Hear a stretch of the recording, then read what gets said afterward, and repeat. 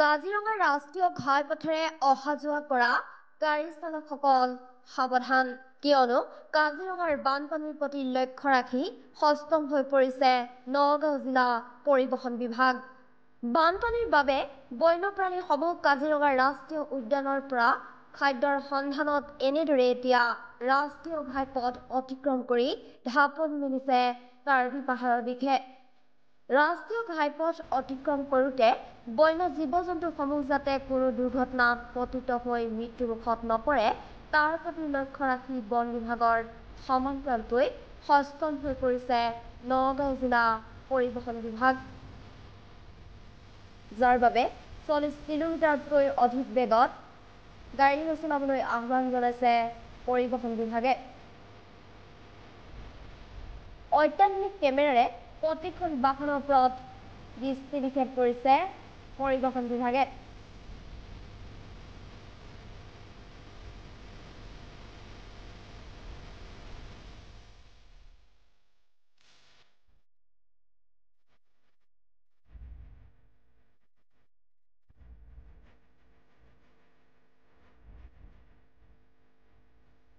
আমিতো আমাৰ ডিউটিটো কৰি আছো। ফৰেষ্টে বেৰিকেড দিছে আপোনাৰ গাড়ীৰ গতিবেগটো কমাবৰ কাৰণে, আৰু আমি আমাৰ নিজৰ মেচিনৰ জৰিয়তে গতিবেগটো চাই আছো।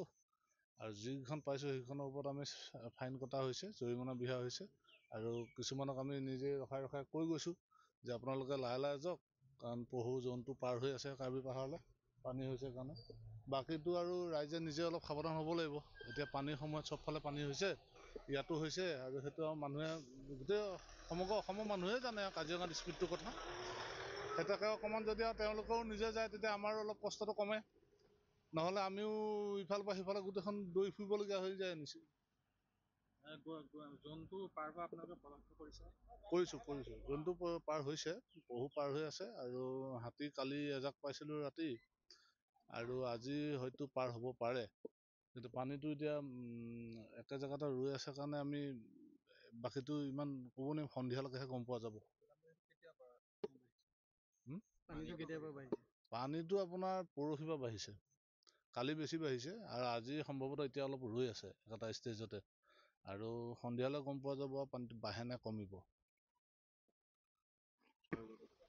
আমি এটাই অনুৰোধ কৰিম এই গাড়ী চলোৱা চালকসকলক, তেওঁলোকে এইফালে কাজিৰঙা ফালেদি যিকেইজন চালক আহিছে বা আহিব, তেখেতসকলে এই কাজিৰঙা অঞ্চলটো পাৰ হওঁতে নিজে যাতে 40ৰ তলত পাৰিলে যিমান পাৰে সিমান লাহে লাহে গতিটো কমাই চলোৱাটো জন্তুসমূহতো ভাল, আৰু তেতিয়া জন্তুখিনিয়েও ইমান কষ্ট নাপায় পাৰ হওঁতে। সময়তো গমেই পায়, জন্তুবোৰ তাৰমানে ইপিনৰ পৰা সেইপিনে যায়, সেইপিনৰ পৰা এইপিনে অহা যোৱা কৰি থাকে সঘনাই।